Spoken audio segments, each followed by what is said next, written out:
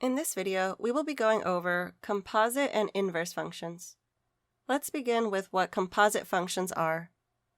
So a composite function can be thought of as a combination of two functions. So let's say you work X hours per week, earning $16 per hour. The function that describes your earnings before taxes would be f of x equals 16 times x, where x represents the hours worked. So if you work 6 hours, your earnings are 16 times 6, which is $96. Or if you work 20 hours, your earnings are 16 times 20, which is $320. However, your take-home pay will be different. Let's say you take home about 75% of your paycheck, and the rest goes to taxes. We can create another function that describes your take-home pay, like g of x is equal to 0.75 times x, where x in this function would represent the earnings before taxes. So if your earnings are $96 for the 6 hours worked, you're really taking home 0.75 times 96, which equals $72. And if your earnings are $320 for the 20 hours worked, you're really taking home 0.75 times 320, which is $240. So we have one function, f of x, that describes the total earnings before taxes in terms of the number of hours worked, and another function, g of x, that describes the take-home pay in terms of the total earnings before taxes. So we have two different inputs for each function. It would be convenient to have a single function that would allow us to compute directly the take-home pay in terms of the number of hours worked. So in order to get from the number of hours worked to the take-home pay, we can actually substitute the function f of x into g of x for x. This will give us a new function. Let's call it h of x. So h of x will be f of x substituted into g, which is g of 16x, and this will give us 0.75 times 16x, which simplifies to 12x. Therefore, h of x is equal to 12 times x. This will allow us to directly compute the take-home pay from the number of hours worked. And we can check this. So for 6 hours worked, we have h of 6 equals 12 times 6, which is just $72. And then for 20 hours worked, we have h of 20, which equals 12 times 20, which is just $240. So we call this combination of functions a composite function. And another way to write g of f of x is the following. And this can be read as g of f of x, or g composed with f, or the composition of g and f. Likewise, f of g of x can be written in the following way. And this can also be read as f of g of x, or f composed with g, or the composition of f and g. And the order will be important with the way we compose the functions. So if we are given the functions f of x and g of x, then the composition function f of g is defined as the following, where g of x is in the domain of f. So essentially, we are applying the results of one function into the results of another. And the symbol for composition is a small circle. It is not a filled-in dot, which means multiplication. So be careful not to confuse the two. Okay, so let's go over an example of how we evaluate composite functions.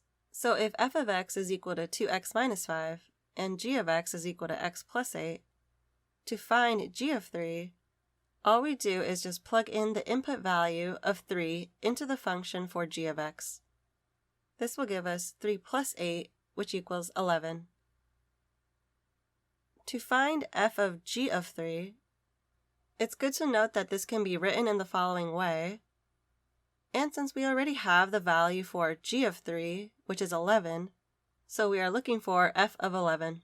Therefore, this will be the same thing as inputting 11 into the function of f of x. This will give us 2 times 11 minus 5, which then simplifies to 17. Therefore, f of g of 3 is equal to 17. To find f of g of x, again this can be written in the following way, and we are inputting g of x into f of x for x. So we have f of g of x equal to 2 times the quantity of x plus 8 minus 5. And then we can simplify this. This will then give us 2x plus 11. Okay, so let's try a few more examples so that we're comfortable with this notation. If we are given the following functions, we want to find f of g of x, which can be written in the following way. So this means we are inputting g of x into f of x for x. So we have 4 times x squared minus 1. And this is already simplified, so f of g of x is equal to 4x squared minus 1. And for the next composite function, we have g of f of x, and we are inputting f of x into g of x for x. So we have 4x minus 1 quantity squared, and we can expand this out and multiply. This will then give us 16x squared minus 8x plus 1. And then for the next composite function, we have h of f of x, so we are inputting f of x into h of x for x. So we have 4x minus 1 quantity squared plus 5 times the quantity of 4x minus 1 minus 2. And simplifying this will give us 16x squared plus 12x minus 6. So recall that a relation is a function if each x value corresponds to exactly one y value. So for example, if we have the following relations, we consider f and g functions since each x value corresponds to exactly one y value. However, h is not considered a function since we have the x value of 6 corresponding to 2 different y values, 2 and negative 2. And notice that for the function f, that each y value also corresponds to exactly one x value. However, that is not the case for the function g, since the y value of 4 corresponds to 2 different x values, 1 and negative 1. So we call f a one-to-one function. So let's define what a one-to-one function is. In order for a function to be one-to-one, each x value corresponds to exactly one y value, and each y value corresponds to exactly one x value. So let's try some examples. We want to determine whether the function is one-to-one. So f is not considered one-to-one because the y value of negative 6 corresponds to 2 different x values, 2 and 4. G, however, is a one-to-one function because each y value corresponds to exactly one x value. Also, just as we can use the vertical line test to determine whether a graph represents a function, we can use the horizontal line test to determine if a function is one-to-one. So the horizontal line test says that if every horizontal line that can be drawn through a function would intersect the graph at most once, then the function is one-to-one. So for example, for this graph, we see that if a horizontal line is drawn through the graph, it will intersect the graph more than once. Therefore, this function is not considered one-to-one. Whereas this function will be considered one-to-one since every horizontal line that could be drawn through the graph would intersect the graph at most once. And one-to-one functions lead us to other special functions called inverse functions. So a one-to-one function has an inverse function. And to find the inverse of a one-to-one function, we just interchange the coordinates of the ordered pairs. So for example, if we have the following one-to-one function, to find the inverse of f, we switch the x and y coordinates of each ordered pair. Therefore, the inverse of f will be the following. And we don't want to call this new function f again, since it is an inverse. we use a special notation to represent the inverse of a function, which is denoted by f inverse. We can also use this idea for functions written as equations. So let's write down the procedure for finding the inverse of a function y equals f of x. The first step would be to replace f of x with y, and the second step would be to interchange x with y, and the third step would be to solve for y, and then finally we replace y with the inverse notation f inverse of x. So let's try a couple of examples. We want to find the equation of the inverse of the function. So the first step is to replace f of x with y, and then we interchange x and y. And now we just have to solve for y. So we subtract 4 from both sides, and then we divide 3 from both sides. And this will simplify to y equals 1/3 x minus 4 over 3.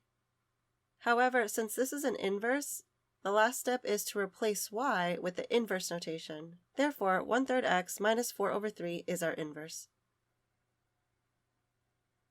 And to find the equation of the inverse for this function, again we replace f of x with y, and then interchange x and y, and now we just solve for y. So we add 4 to both sides of the equation, and then divide both sides by 2, and this will simplify to y equals 1/2 x plus 2. Again, since this is an inverse, we replace y with the inverse notation f inverse. Therefore, f inverse is equal to 1/2 x plus 2. So there is a special fact about functions and their inverse. If we let f be a one-to-one function, then f inverse is the inverse of f if the composition of f inverse and f of x is equal to x, and the composition of f and f inverse of x is also equal to x. So let's try an example. We want to show that the following inverse function is truly the inverse of f of x. So we're going to need to verify the following composite functions. Let's start with the composition of f inverse and f. So we are inputting f of x into f inverse for x, and we want to simplify this. This will then simplify to x. Therefore, we have verified the first composition function. And now to verify the second composition function, this time we input f inverse into f of x for x. And simplifying this, we also get x. Therefore, both composition functions are verified, and the function 1/4 x minus 3/4 is truly the inverse of 4x plus 3.